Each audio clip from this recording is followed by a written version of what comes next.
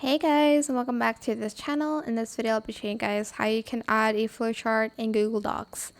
Select insert and select drawing and select new.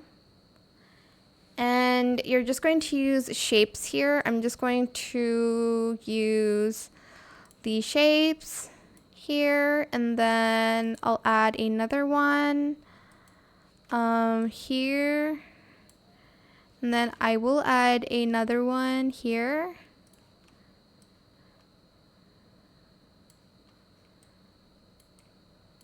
Then I'm going to get a line here and I'm going to connect them like that. You can obviously use other shapes and add in your text here. Start.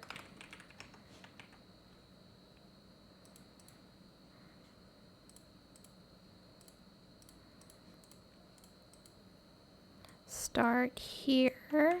Copy and paste that and place it here. Process. Copy and paste that and then do the end here. Obviously you can customize it to however you want. But that is it for this video. I hope it was helpful for you guys. Don't forget to like, comment, share, and also subscribe to this channel if you haven't done that already. If you have any more questions about this video, just leave it in the comment section down below. I will try my best to answer them all for you guys.